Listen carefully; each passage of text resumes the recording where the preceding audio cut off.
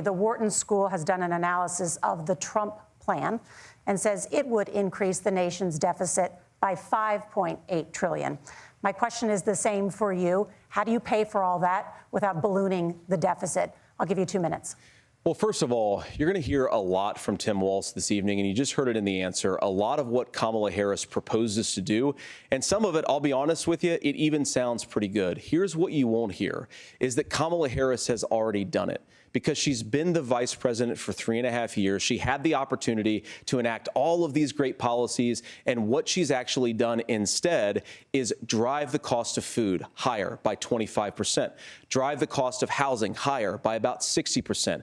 Open the American southern border and make middle-class life unaffordable for a large number of Americans. If Kamala Harris has such great plans for how to address middle-class problems, then she ought to do them now. Not when asking for a promotion, but in the job the American people gave her 3.5 years ago. And the fact that she isn't tells you a lot about how much you can trust her actual plans.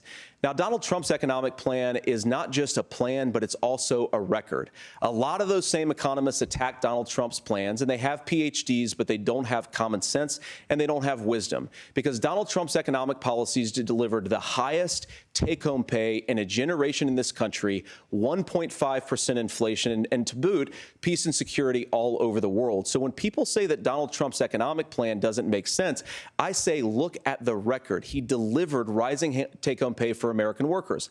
Now, Tim admirably admits that they want to undo the Trump tax cuts. But if you look at what was so different about Donald Trump's tax cuts, even from previous Republican tax cut plans, is that a lot of those resources went to giving more take-home pay to middle-class and working-class Americans. It was passed in 2017, and you saw an American economic boom unlike we've seen in a generation in this country. That is a record that I'm proud to run on, and we're going to get back to that common sense wisdom so that you can afford to live the American dream again. I know a lot of you are struggling. I know a lot of you are worried about paying the bills. It's going to stop when Donald Trump brings back common sense to this country. Governor